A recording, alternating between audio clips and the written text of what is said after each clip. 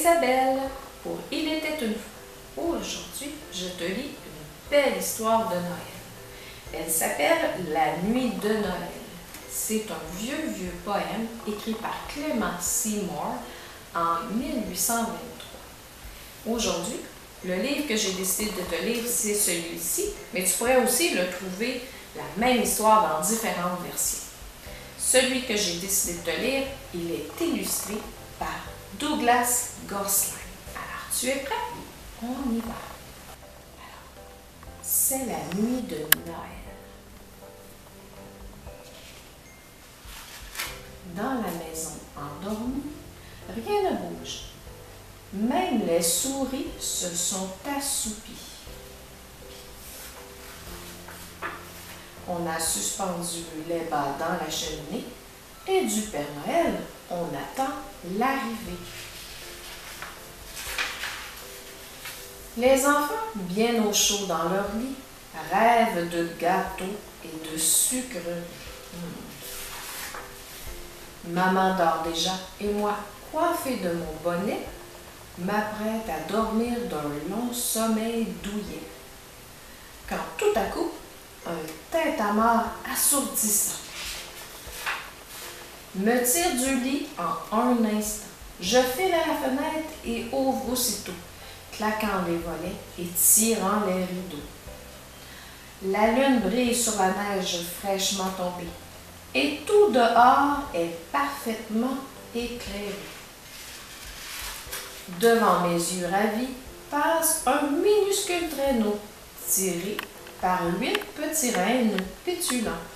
Le conducteur est un gentil vieillard souriant. C'est lui, c'est le Père Noël. Je n'en peux plus douter. À ces coursiers filants, plus rapides que des aigles, ils crient leur nom pour stimuler leur ardeur. Filez, fringants et fanfarons, en avant, pimpants et danseurs. Allez, éclairs et tonnerres, sautez, comètes et cupidons, par-dessus le mur, par-dessus le balcon. En avant, allons, dépêchons! Comme un bouquet de feuilles mortes que le vent emporte, l'équipage s'élance par-dessus la ville endormie, emportant le Père Noël et son chargement de cadeaux. Et j'entends sur le toit aussitôt les rennes gratter et taper de leurs sabots. Rentrant la tête, qui vois-je arriver, sautant d'un bond par la cheminée et vêtu de fourrure de la tête aux pieds. Son beau costume tout taché de cendre et de suie. C'est le Père Noël, chargé d'un gros sac bien rempli. On dirait un colporteur traînant sa panoplie.